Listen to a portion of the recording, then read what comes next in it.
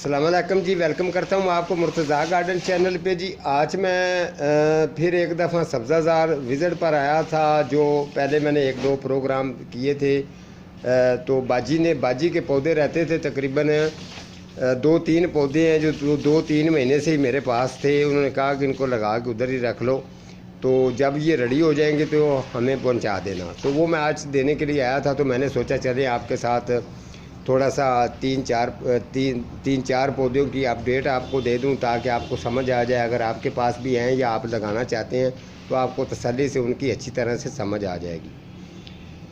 ये पटोनिया एक मौसमी पौधा है, ये आप चेक कर लें। अगर कोई नाड़ी आदमी है उसको भी समझ आ जाएगी, अगर कोई कारीगर है तो उसको भी समझ आ जाएगी अच्छी तरह से कि पटोनिया किस तरीके से आपने इसकी ग्रोथ को बढ़ाना है, किस तरीके आप फूल ज़्यादा ले सकते हैं, किस तरीके से ये फूल कम देगा। अगर तो ये आपने लगाना है क्यारी के अंदर लगाना है, तो फिर इसको जब इसकी पनीरी आपने लगानी होगी। अगर तो आपने पनीरी लगानी होगी, सील्डिंग इसकी करनी होगी, तो सील्डिंग करने का रीज़न ये है, सील्डिंग से ही मैं शुरू करता हूँ। सील्डिंग करनी होगी तो पत्तरों वाली खाद और गोबर खाद दोनों मिक्स रखनी है एक साइड पर, और दो हिस्से जो है मट्टी, एक हिस्सा वो दोनों खादें जो मिला के आपने रखनी है। इन तीनों चीज़ों को आपने अच्छी तरह से मिक्स कर लेना है। ये सोचना है कि हमने 300 गमला भरना है या 200 गमला भरना है। गमले की निस्बत वो मटेरियल तैयार करके उसके अंदर छोटा सा एक हॉल बनाना है, ठीक है। उसके बाद उसके अंदर आपने वाटरिंग छोड़ देनी है। जब वो भर जाएगा उसको फिर दोबारा जो वो ही आपने मिट्टी तैयार की है उस मिट्टी को दोबारा उसी के ऊपर फोल्ड कर देना है। कम से कम भी वो मिट्टी 8 से 10 दिन उसी तरीके से ही पड़ी रहे, ठीक है। ये पटोनिया की सील्डिंग जो कारीगर अगर कोई देख रहा है तो अच्छी तरह से उनको ये इस बात का इल्म अंदाज़ा हो जाएगा कि ये सही बता रहा है कि गलत बता रहा है।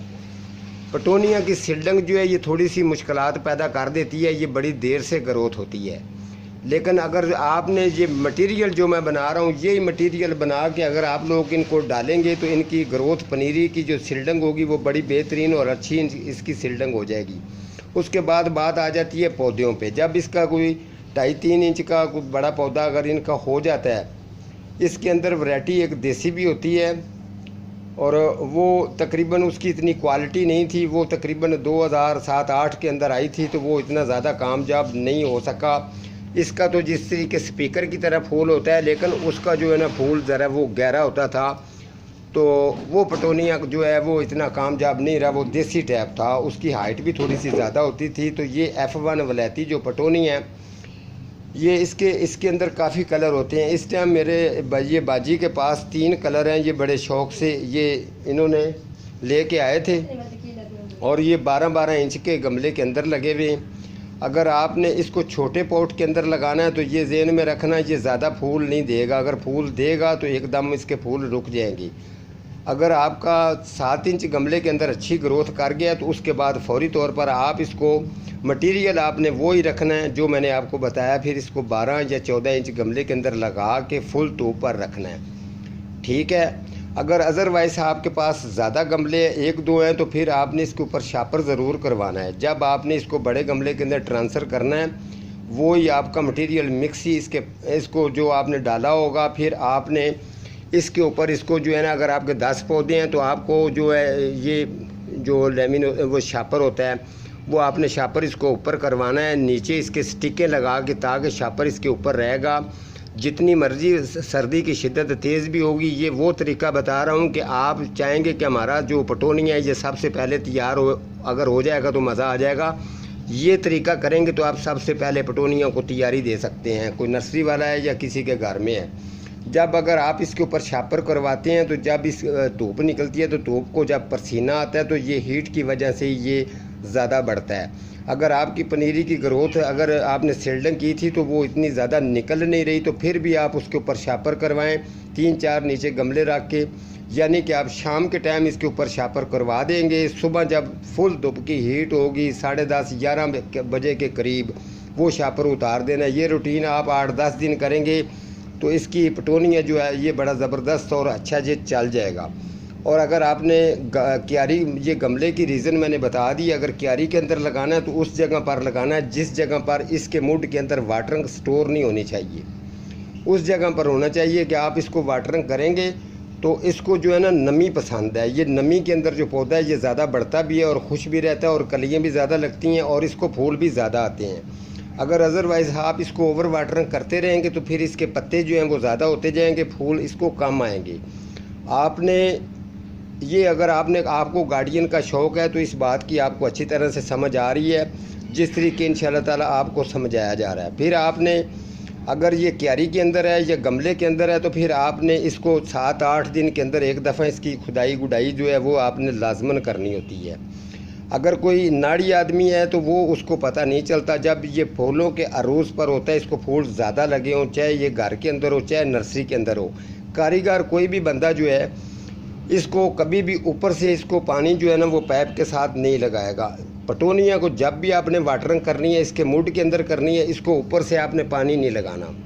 अगर वो तो अल्लाह ताला की मर्ज़ी है, अगर कुदरत से अगर बारिश हो गई है तो वो समझ लें आपको पटोनिया जितना भी है जिस जगह पर भी पड़ा हुआ है एक दफ़ा ये सारे फूल जो हैं ये सारे गल जाएंगे, क्योंकि ये जो इनका सुराख होता है बारिश का पानी इनके अंदर स्टोर हो जाता है तो ये फिर ख़राब हो जाता है।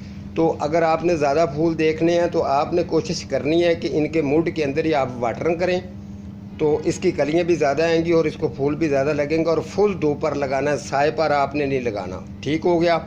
और दूसरा प्लांट मैं आपको चेक करवा दूं, ये जी चेक कर लें जी, ये बाजी ने खुद ही लगाया है। आपको इतना सलात वाला पत्ता जो है ये किसी नर्सरी पर भी नहीं मिलना जितना बड़ा ये सलाद का पत्ता है, और जितना इसका पत्ता भी आप चेक कर लें।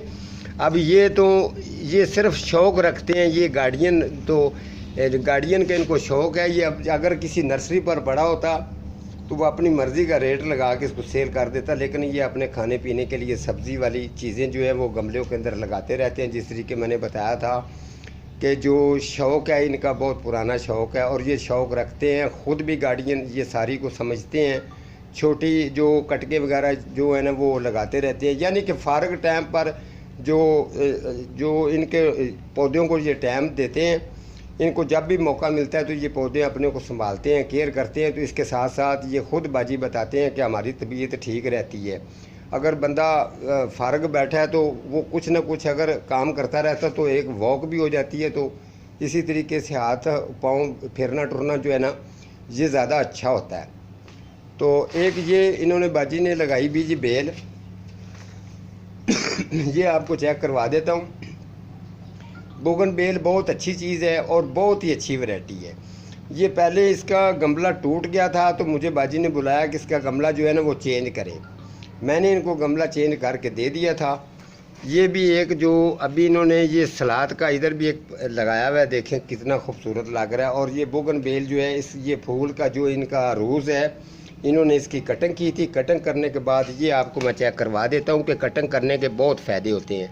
यहाँ से इन्होंने कटिंग की है और ये वाली जो ब्रांच है ये फूलों से भर गई है। ये वाली जो ब्रांच इन्होंने काटी है तो ये भी फूलों से भर गई है। इसी तरीके से अगर यहाँ आ जाए, ये वाला एरिया इन्होंने काटा है तो यहाँ फूल ये कलियाँ आपको नज़र आ रहे हैं, इतने प्यारे खूबसूरत जो फूल हैं। ये सभी कुछ इनका शौक़ है। इसमें जो ये केयर करते हैं, देखभाल करते हैं, ये सभी ये बाजी की कमाल है। मैंने तो कभी साल 6 महीने के बाद जो है इनके पास विज़िट पर आना होता है, एक दफ़ा करके दे देता हूँ। बाकी जितना भी ये काम ये पौधे वगैरह लगाए होते हैं, ये इनको देखभाल करनी, संभाल करना, ये बाजी लोग खुद करते हैं। और ये स्पारा ग्रास भी इनका चेक कर ले, कितना इनका अच्छा रिज़ल्ट भी है और माशाल्लाह लेंथें भी बहुत ही प्यारी हैं। तो ठीक है जी, आज का मेरा इतना ही प्रोग्राम है। तो मिलता हूँ किसी अगले प्रोग्राम के साथ, तब तक अल्लाह निगहबान।